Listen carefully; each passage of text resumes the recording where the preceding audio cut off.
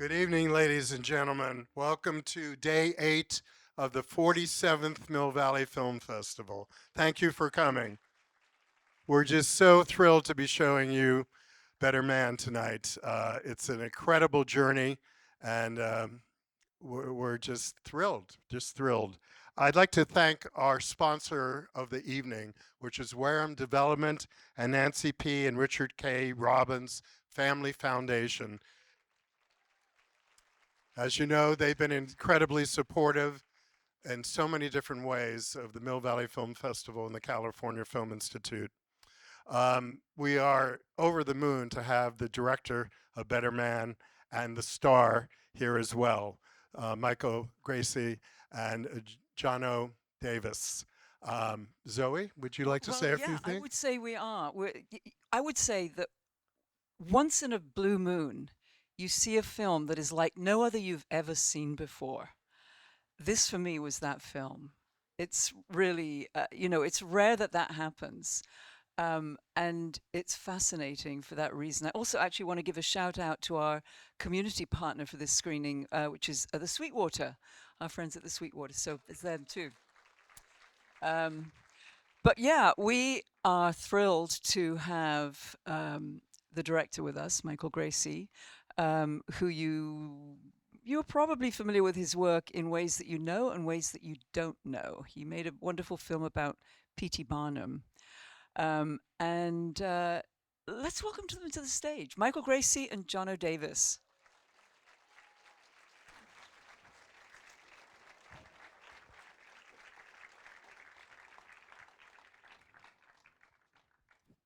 Thank you. Thank you. Thanks so much for having us here. This is a beautiful place to have a film festival. I was walking around today. We did a tech check. People down the front. You've got a lot of sound. It's a rock and roll film, so wow, it's pop. Rob likes to think it's rock and roll. It's more pop. This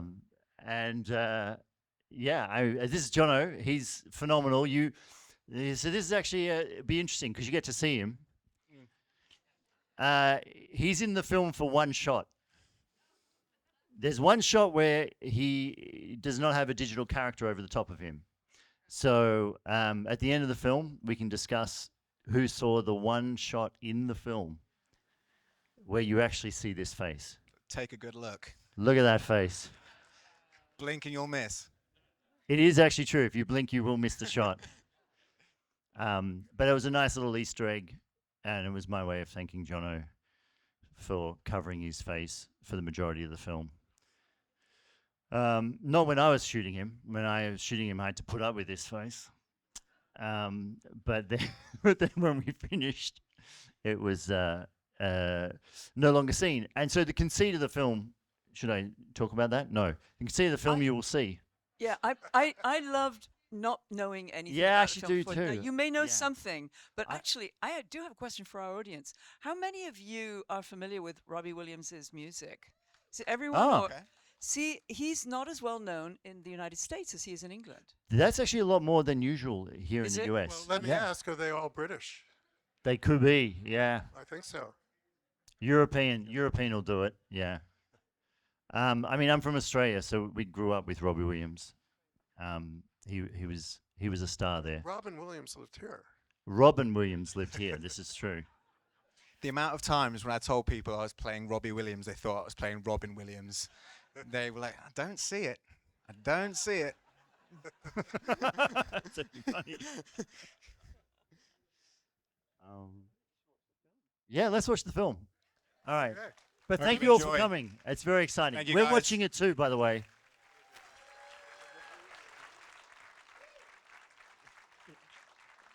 What a performance. Thank you very much. No, I say that jokingly, but it's not. Jono was in a motion capture suit, which is basically a grey wetsuit with tracking markers on it. He had a camera facing back on his face, sticking out from his head, and his wetsuit on so many days was just drenched in sweat because take after take he was just doing that.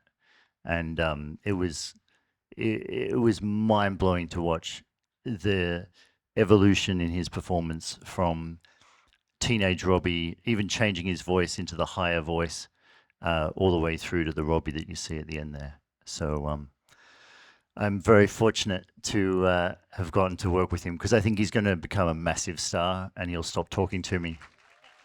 Thanks, man. It's true. He barely talks to me now. He's filmed 2 films since this from people having seen this. Yeah, I got the bug with the whole music thing. So I was just in a movie where I actually do the singing. I was wondering, I should have got Rob maybe to do it. We could have like switched parts. But yeah, so I mean, getting to live that life for 4 months with this man at the helm was just a dream come true. And I think one of the hardest things I found playing Robbie is that he'll tell you that he hated performing. Like it was his absolute fear, and you'd see him on stage and he's just the most incredible showman, and you would never know as an audience member. So me going on there as Jono and, you know, performing in front of thousands of people and having this chemistry with the audience and the reaction, I'm going, this is adrenaline, this is incredible. How can someone not love this? In fact, not just only not love it, but hate it and fear it. I think that was the hardest thing to come over at first. Yeah. Hi. So hello. Hello, Dan. Oh no, we're not on. On? Yes, on. Hi. So, it's really nice to see your face, as Michael said earlier. It's a treat. And Michael, nice to see your face. I too. actually thought you were talking about me, so I was like, yeah, it's good to see you as well. We've met before. It's okay. I wanted to talk to you, John. Can you tell us a bit about preparing for the role? I mean, it's a really, really physical part. Yeah, I mean, obviously I'm playing a real person. And so you want to put as much research into that as possible. And Rob, for better for poorer, there's a lot of stuff out there about him. You know, there's a lot of footage. And so I deep dived into that, you know, every YouTube video you can think of. But the thing about Rob is that's just the version that we see. That's the version that the media has sculpted, the kind of the bad boy of pop.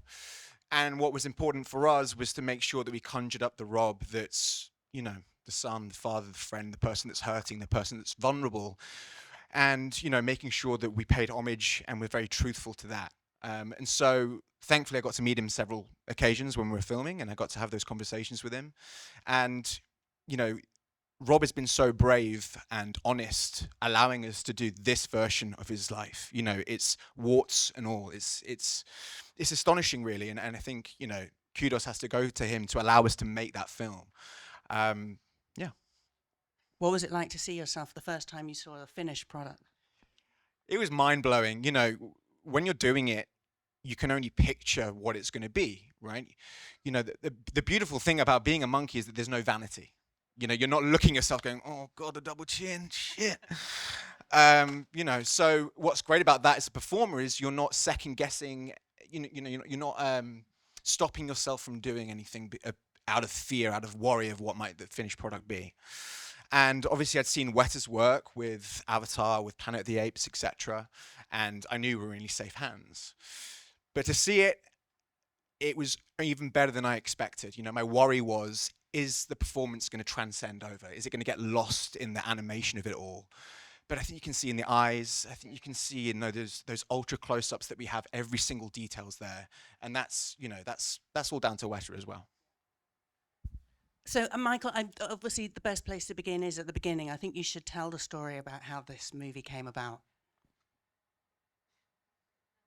In a nutshell, darling. So it goes back to Showman days. We were doing Showman, and whenever I'd talk about P.T. Barnum to Hugh Jackman, and I would express a moment where P.T.'s in the middle of the ring and he's just got the audience in the palm of his hand, Hugh Jackman would say, yeah, like Robbie Williams. And I'd be like, what? And he'd be like, you know, like Robbie Williams, you know, just having the audience in the palm of his hand. And every reference he gave was for Robbie Williams. It was, whether it was choreography, music, I'd play him things and he'd be like, yeah, but it doesn't have that sort of let me entertain you sort of feel. And I'd be like, another Robbie Williams reference. Anyway, Hugh was obsessed with Robbie Williams. So I was always having to reference him when we were doing Showman. And then there was a moment just before we started filming where some people had commented on the music, and it really got into Hugh's head because they were people he trusted.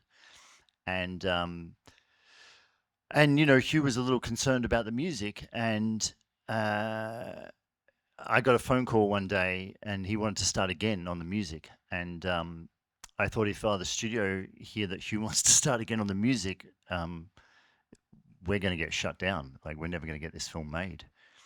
And so I thought I'm going to have to get in touch with Robbie Williams.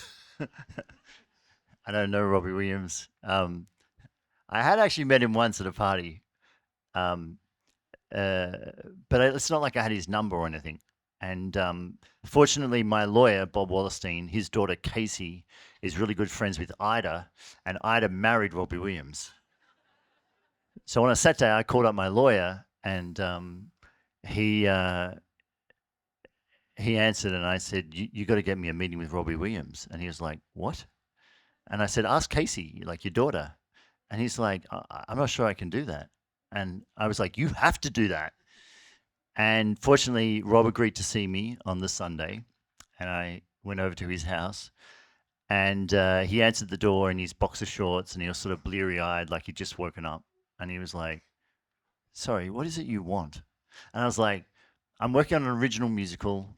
I'd love if I could just tell you the story and play you the songs and just get your thoughts on the music." And he goes, "Look, the kids are up. Let's go downstairs. I've got a recording studio. No one's going to bother us there." So I was like, "Great." So we go downstairs. I play him the songs. I tell him the story. I can see he's getting into it. He's tapping his foot. He's clapping after some of the songs. And then we get to the end, and I say to him, "The only thing more bizarre than me showing up at your house on a Sunday is what I'm going to ask you now, which is, it's one thing for me to tell Hugh Jackman what you think of the music. It's another thing for you to tell him yourself.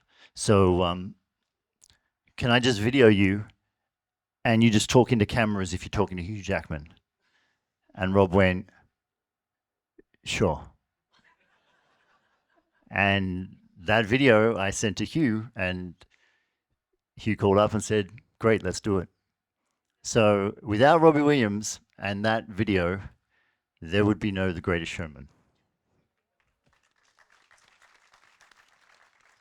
So yeah, that's how I met Robbie. And then as you meet someone, you then catch up with them socially, and they ask you questions about your life, and I asked him questions about my life. Actually, no, other way around. I asked him questions about his life.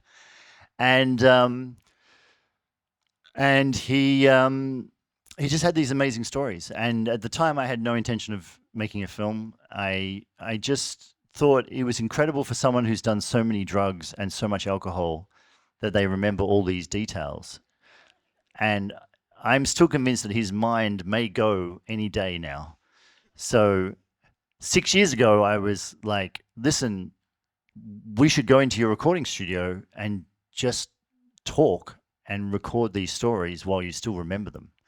And I remember at the time I said to him, "Look, it might just be for you to listen to in a nursing home one day, but wouldn't that be great?"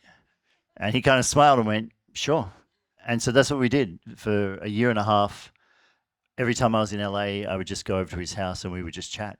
And that's what formed the basis of the film you just watched. That's amazing. So talk about Jono. Talk about coming on board. How did all that happen? How were you connected to the film? I was kind of enjoying just talking about myself and not having to mention Jono. Well, we could just talk behind it. We could just do this. Like, Jono came on really late in the process. Thank goodness Kate Mulvaney, who plays the mum, Rob's mum in the film, had worked with Jono recently at the time, and she said, "You should check out this guy. He's crazy talented." And she was right. And he was very, very late. And it was during COVID, and we'd already made a mistake casting someone over Zoom. And so we were very gun shy about casting Jono over Zoom. But it was the only way, you know, someone based in England. We were in Australia doing the production. And so we basically said, "Come out to Australia, but we can't tell you you've got the role yet. So pack for maybe 6 days or 6 months."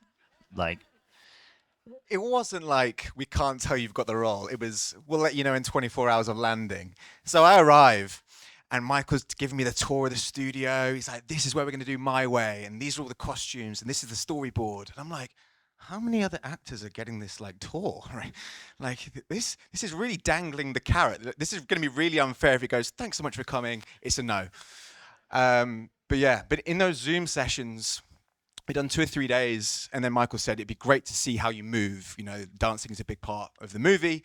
Can you just tape yourself dancing to whatever, like, and send it over? So I said, sure. So I did my best version of Rock DJ in my living room with my dog and my wife, and did this video, and I was really happy with it. And I sent it to his email. Nothing. Absolutely nothing. Get on the Zoom the next day, and he goes, "Oh, did you get a chance to record the dancing?" I said, "Yeah, dude, I sent it." He went, "I didn't get anything." I was like, "Right, I sent it to so-and-so address." He was like, "That's not my email address." And I never... Someone out there has Jono's Rock DJ dance audition in their email. Because it never bounced back, so someone's got it. They're going to enjoy it. I really wanted Jono to get the role. I say that now, but I actually really did. But we were literally... It was that thing that after 30 seconds of being face to face, and I got to also say Simon Gleeson, who wrote the majority of Better Man with Oliver Cole, he did those initial Zoom sessions with Jono and myself, and Simon Gleeson was a really big part. He's an amazing actor. He comes from a background in musicals, and he was part of all those early Zoom sessions. And then when he came out, we all got in the room together. And I got to give credit to Simon, because Simon's on set every single day, and he works with the actors, and he will step in when there's someone missing and play a role opposite an actor when we're rehearsing. And it's a dream person to have around the production. But anyway, Simon and I were completely convinced that Jono was the right person to play the role. And the producers kept saying, well, you can't tell him officially yet. And we're like, really? Because we're shooting really soon, and it'd be great to tell the guy. And he just flew a very long way. And so I actually vividly remember when we were in my office and I was given the go-ahead to tell Jono that he was going to play Robbie. And it was an amazing moment for me, because that was the end of an incredibly extensive search that was the world over. And we weren't even, we weren't limiting ourselves to just British actors. We were looking everywhere. But yeah, it's funny now, because having gone through what we've gone through, I don't know anyone else who could have done that, Well, he did you proud, and he did himself proud, and you did Robbie proud. I'm slightly reluctant to make you kind of choose your favourite children, but I want to talk about favourite scenes.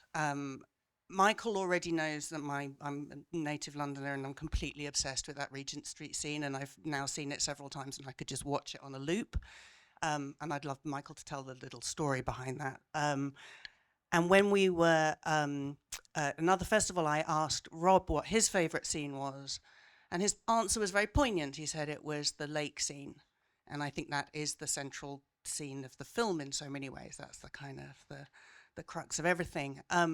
So I wondered if you could talk a little bit about scenes that really speak to you, or moved you, or surprised you, or just meant something special. Yeah, mine's a different scene with Steve, who plays my dad, and it's the scene when Rob finds out that he's going to Nebworth. The Nebworth thing, we're backstage, post Tom Jones, post the big montage. And it was one of those days where things just didn't feel like they were going well. You have those days on set where everyone's doing their job, everyone's giving their all, but something's not clicking. And this was my original audition scene, so I've played this scene through my head so many times, and it's just not working. And what Michael did, which is genuinely rare for directors say, I just want you to play, right? And usually when they say that, they mean change the intonation on one word or one line. But Michael meant it. And so myself and Steve, we kind of got rid of the blocking that had been set. We kept the script, and we just kind of trusted each other and got to work. And it's one of those scenes that I think so much is said off the text. Especially the pain, the attempt to overcome the sadness, the attempt to do what people are telling him and just smile through it, right? And I think it's a very poignant scene. I think it's a really good scene that represents Robbie's turmoil and the pressure. He's striving for this greatness, yet this greatness and this desire for it is what's his own destruction. And to speak to that scene from the other side of the camera, it was, there's a energy to when you're shooting, and there is many people on set, and they're all doing their job, and they're moving stuff around, getting set up for the next sort of setup that you're going to do, and there's just a lot of buzz, and that scene was playing, but it was just another scene, and then Steve and Jono sort of re-blocked it and just went in hard on it. And I'll just remember the first take of that reworked scene. There was just silence on the set because everyone stopped and everyone was just staring at the monitor. And they're those moments where you're like, wow, like that really landed. And it really did. It was incredible. And then, of course, everyone keeps thinking, we better maintain that when we put in a digital monkey, because that was amazing. So this digital monkey better be able to do amazing as well.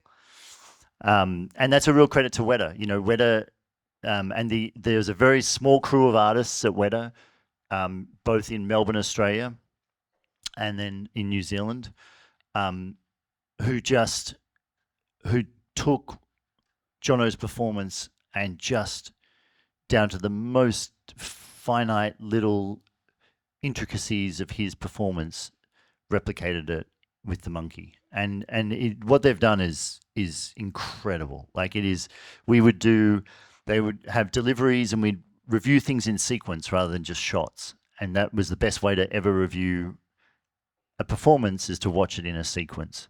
If you watch it in a shot, you end up looping the shot and you get obsessed with just that shot, but it doesn't give you context. And when you watch it in sequence, it stops becoming a visual effect and it becomes a performance. And it was every Friday we would get the new shots, and every Monday we would review them in sequence.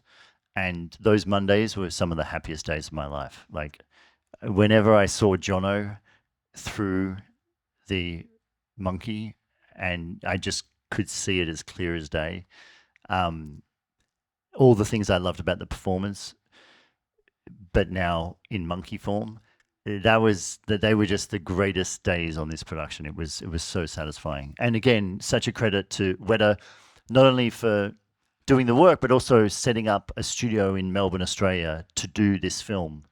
And they've stayed on in Melbourne after the film. So, me being from Melbourne, Australia, and growing up doing animation and visual effects and dreaming of working at a place like Weta, the idea that now kids in Melbourne can do that is just amazing. Am I allowed to ask you if you have a favourite moment that particularly stands out? I have a lot of favorite moments, but usually it's the ones that you don't foresee, right? Because obviously a lot of work went into those big musical numbers. But actually one of my favorite is the smallest musical number in the whole film, which is Something Beautiful.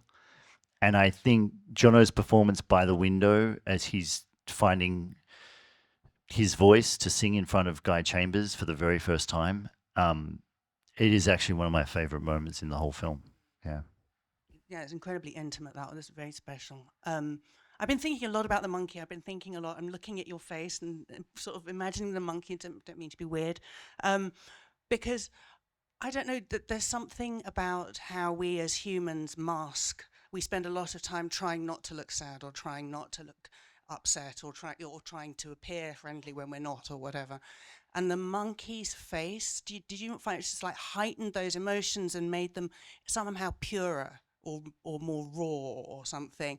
and that made me think again about what your face must have been doing behind that. Is that making sense? It's not really a question. It was just an observation about emotions and how we express them. And that kind of goes in line with what we discussed when we first started this film, was how simian, how apish do we want Robbie to be? Of course he looks like one, but no one else sees him like that. It's only him that sees himself.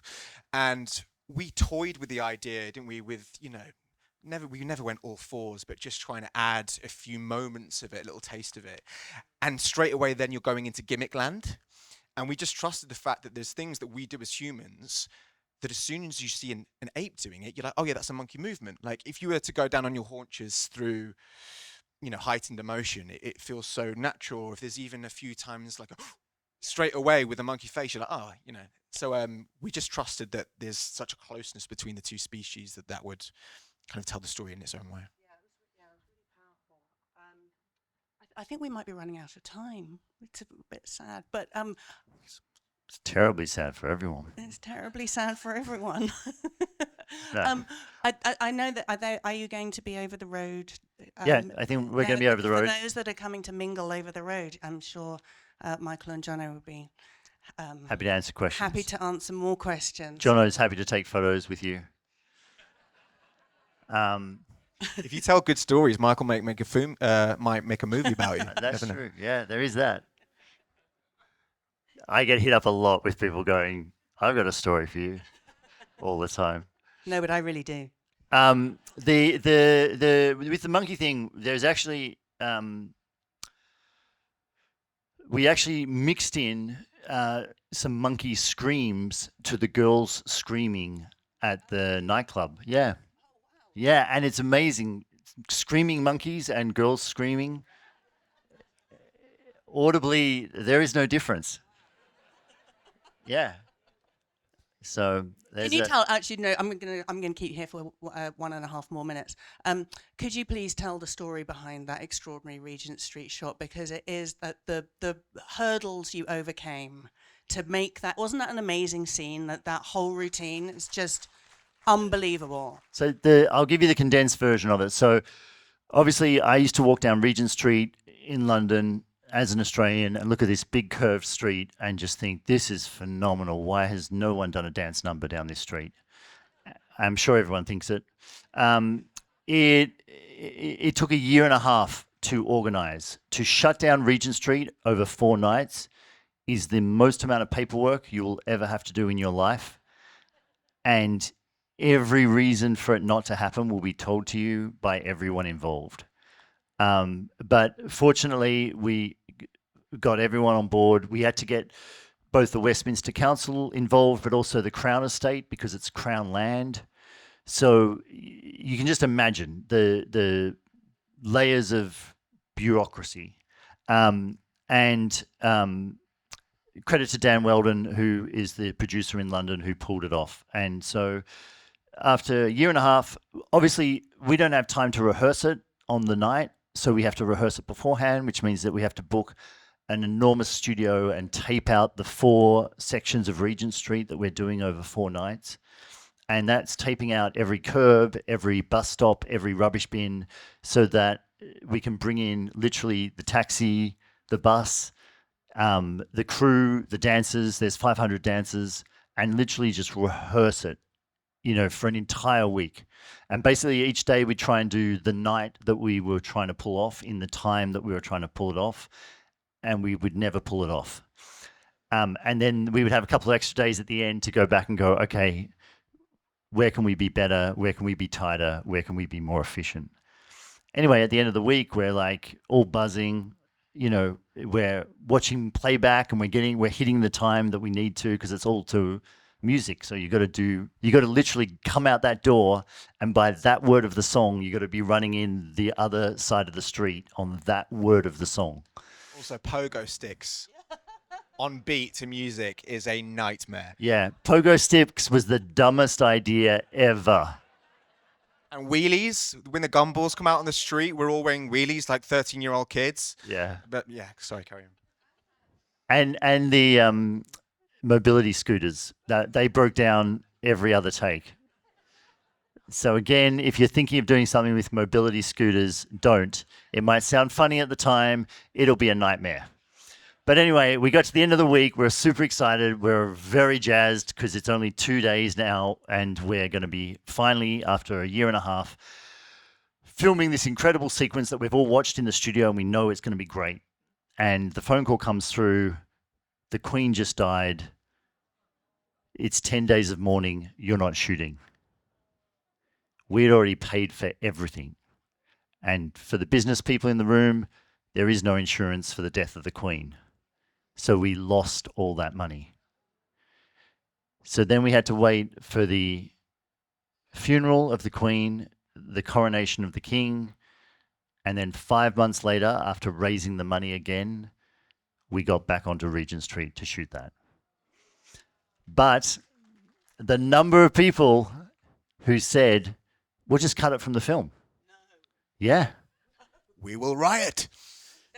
So yeah, so it's a lesson in just saying no, because we knew that it was how important it was to the film, and it really launches Take That, and you go from them being nobodies to being the biggest thing in Europe by the end of the song, and you see that progression. If you lose that, that's a big chunk of the story.